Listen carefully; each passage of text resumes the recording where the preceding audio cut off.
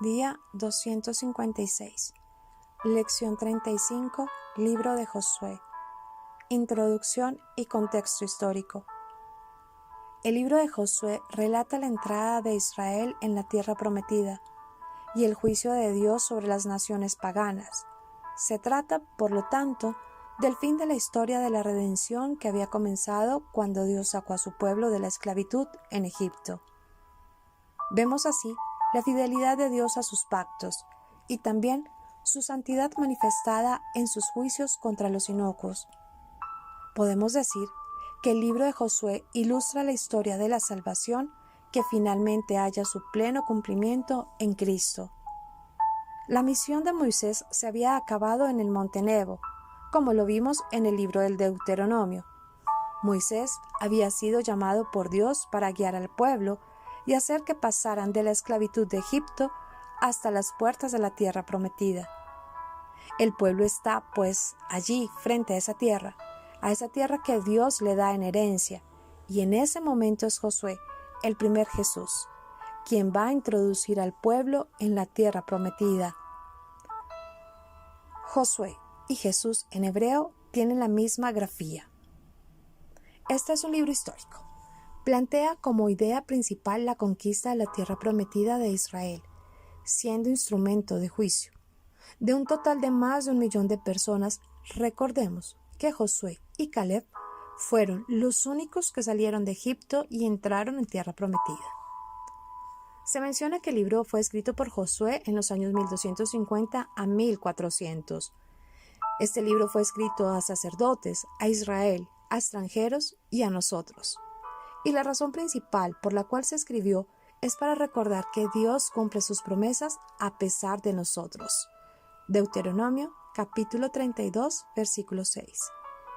El libro nos da la historia de la conquista de la tierra prometida. Aunque no se tiene la certeza sobre la autoría, por mucho tiempo se pensaba que Josué fue el autor del libro. Pero a partir del siglo XV, algunos señalan que lo más probable es que quien escribió el libro fue Samuel. Otros hablan de un autor desconocido que fue testigo de la conquista. Pero el libro ofrece detalles que difícilmente hubieran sido conocidos por otra persona que no fuera Josué. Las evidencias internas hacen más probable que a lo menos el material básico fuera escrito en su época. No hay razones válidas para desechar la posibilidad, entonces, de que el autor básico fuera Josué, es cierto, y se sugiere una fecha probable de su composición entre los años 1400 a 1370 a.C. Pero algunos eruditos opinan que el libro de Josué, Jueces, Samuel y Reyes formaban parte de una misma colección de obras históricas, lo cual haría variar la fecha de su composición o compilación final.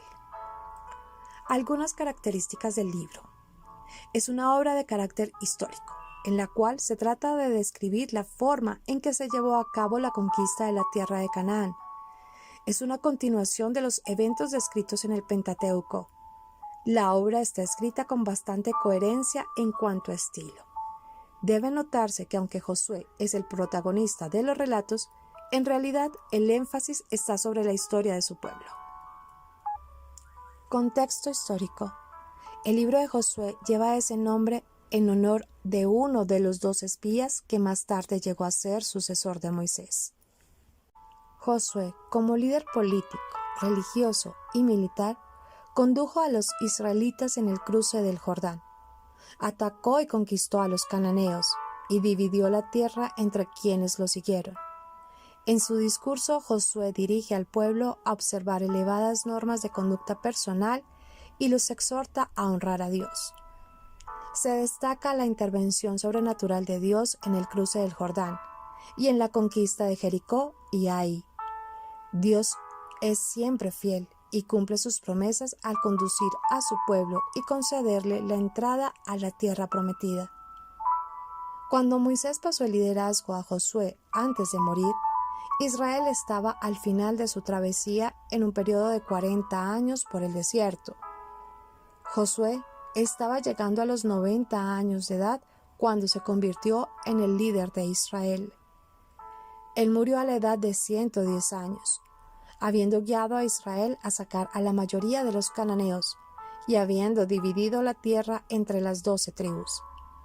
Estando en las llanuras de Moab, al este del río Jordán y la tierra prometida, los israelitas esperaban la dirección de Dios para conquistar la tierra que Él les había prometido.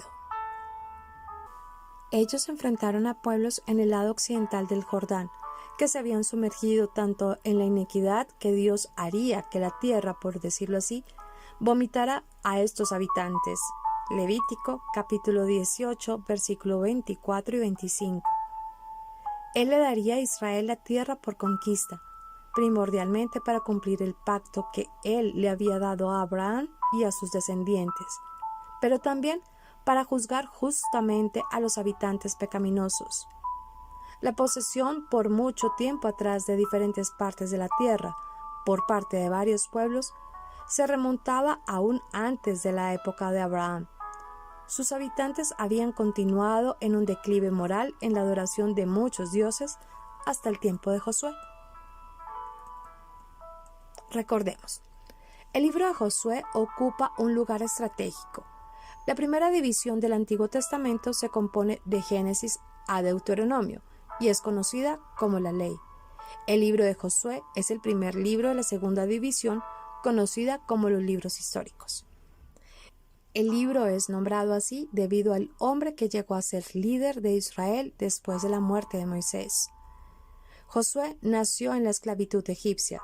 Después de salir de esa tierra durante el Éxodo, llegó a ser el asistente de Moisés y presenció los hechos poderosos de Dios en el desierto. En este libro se registra que después de la muerte de Moisés, Josué repartió los territorios a las tribus de Israel. Puesto que el éxodo de Egipto ocurrió alrededor del año 1446 a.C. y la conquista de Canaán comenzaría en el año 1406 a.C. y continuaría por unos 6 años. La conquista debe fecharse más o menos en el año 1406 a 1400 a.C. En el libro de Josué, Dios demostró su fidelidad al cumplir la promesa de darles una tierra a Abraham y a sus descendientes. Lo único que ellos tendrían que hacer era entrar a poseerla, lo cual Israel hizo bajo el liderato de Josué. En forma similar, el cristiano ha sido bendecido con todas las bendiciones espirituales en Cristo, pero esas bendiciones deben ser apropiadas personalmente.